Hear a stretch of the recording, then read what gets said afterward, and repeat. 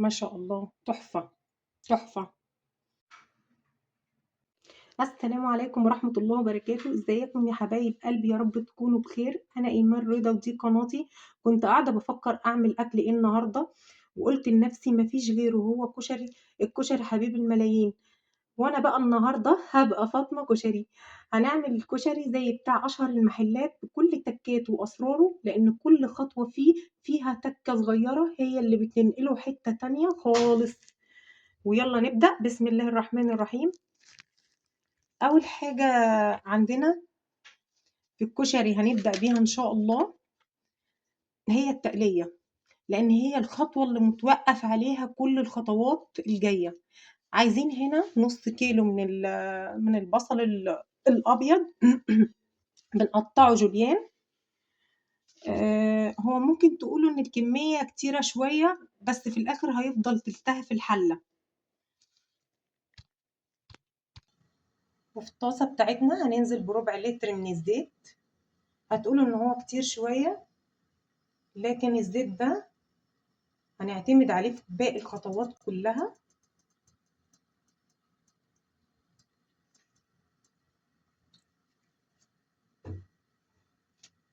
وهننزل يدوب يدفى، وهننزل بالبصل.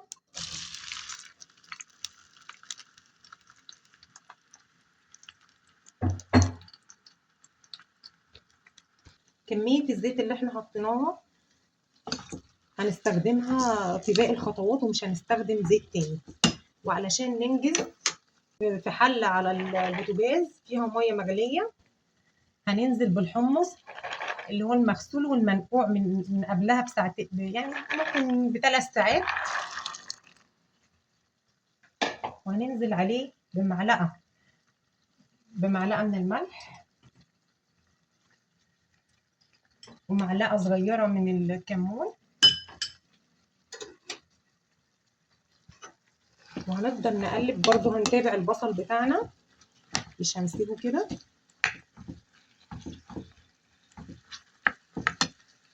احنا هنا مش هنضيف للبصل اي حاجة تانية. وهتشوفوا القرمشة بتاعته، وهي دي التركة بتاعت المحلات. هنسيب الحمص بتاعنا لمدة نص ساعة مش اكتر، عشان ما يبقاش مهري قوي.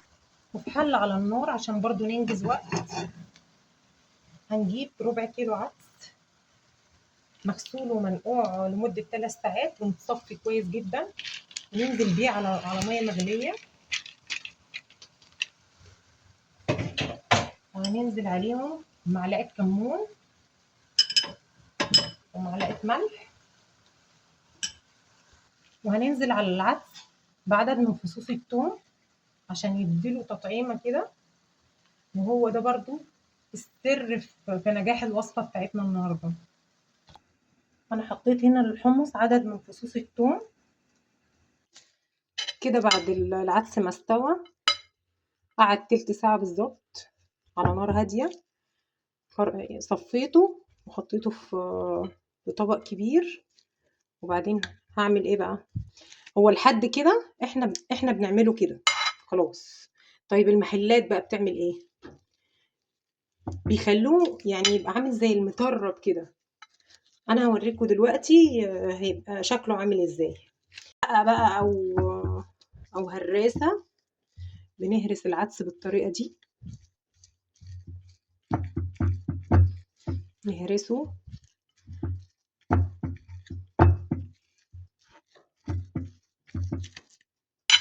وبنسيبه بعد الهرس، بنسيبه في الطبق كده متهوي تحت مروحة لحد ما يبرد.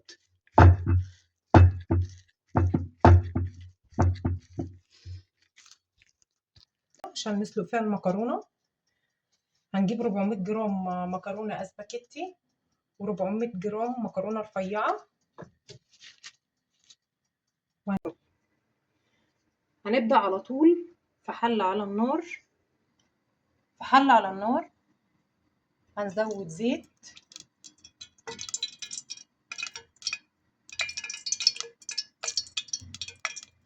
هيدفى. وننزل بالشعرية، ربع كيلو شعرية.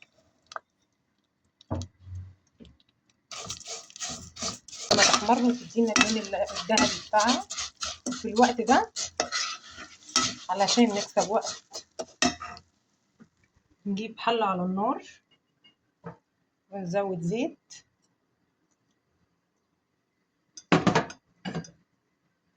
وثوم مهروس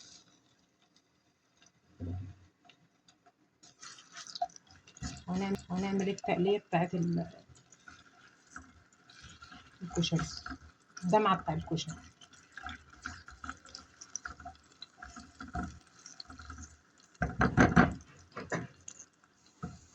التومة بتاعتنا خلاص اصفرت، هننزل عليها بعصير الطماطم.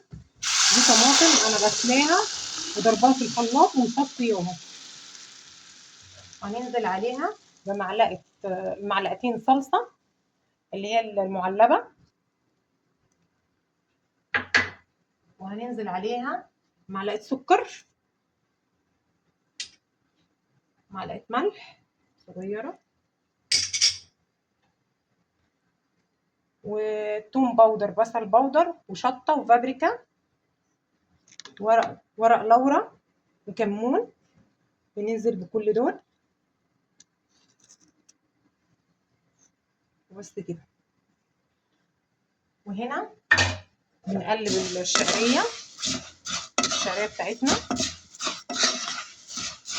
وفي نفس الوقت حطينا حلة على النار زي ما قلت لكم.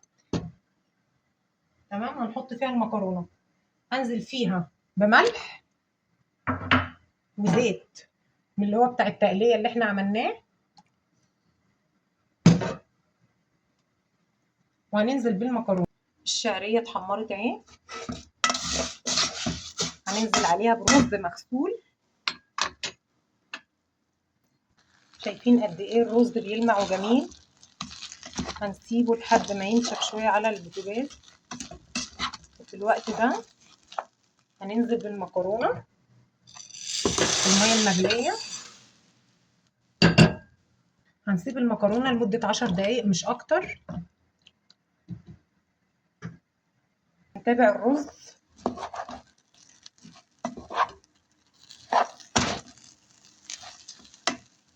خلاص كده الرز نشف. نحط له الملح، المية المغلية،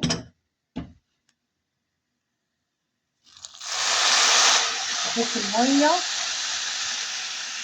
ما تكونش كتيرة عشان ما يبقاش معجن.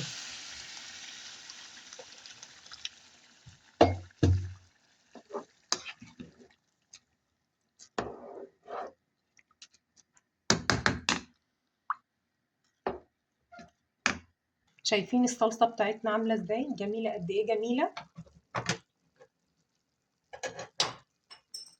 شايفين القرمشة؟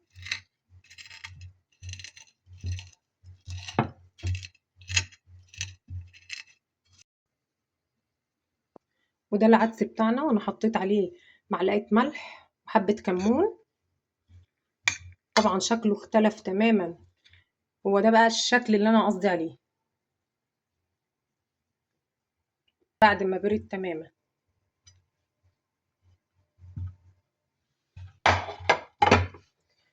المكرونة بعد ما اتسلقت صفيناها، وهنحط لها حبة من زيت التقلية اللي هو احنا قلنا عليه في اول الفيديو، وهيتقلب ويتركن على جنب. يلا بينا نشوف الرز. ما شاء الله قد ايه هو مفلفل وبيلمع ما شاء الله. وبكده نكون خلصنا الدمعة بتاعتنا. هنا في حلة على النار هنبدأ ان احنا نعمل الدقة. كوباية مية، ربع كوباية خل، ثوم مهروس، شطة وكمون وملح، وهنقلبهم.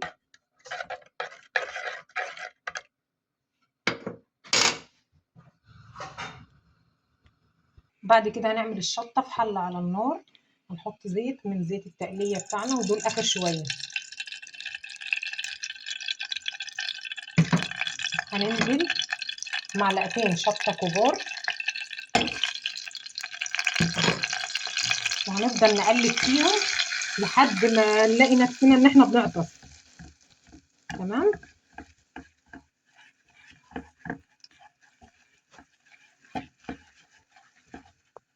وبعد كده هننزل بحبة دقة من اللي احنا كنا عاملينها،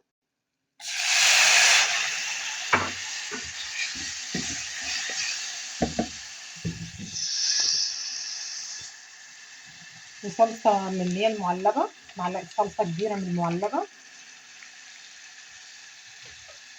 وهنقلب كويس جدا. هنزود حبة دقة كمان،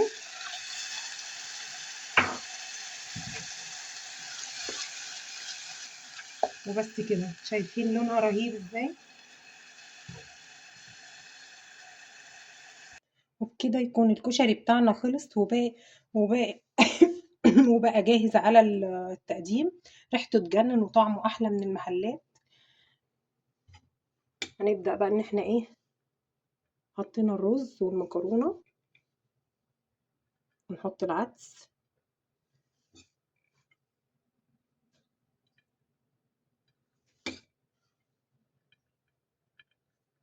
ريحته حلوة قوي على فكرة، ما شاء الله.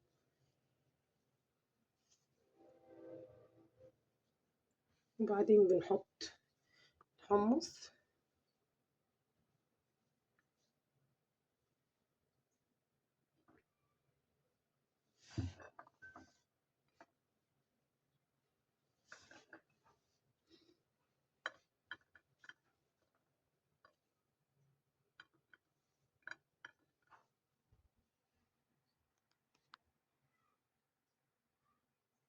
وده الوقت اللي جه من اول الحلقة وانا مستنياه ان ادوق.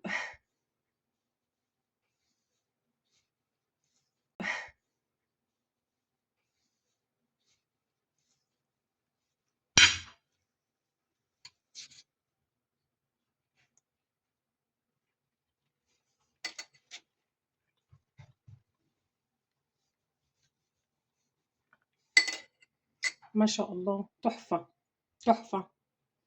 لو عجبتكم الوصفة ما تنسوش تقولوا لي رأيكم في التعليقات، واكتبوا لي تحبوا تشوفوا ايه في الفيديو الجاي. وما تنسوش اللايك والشير والاشتراك في القناة علشان يوصل لكم كل جديد. اشوفكم على خير في وصفة جديدة.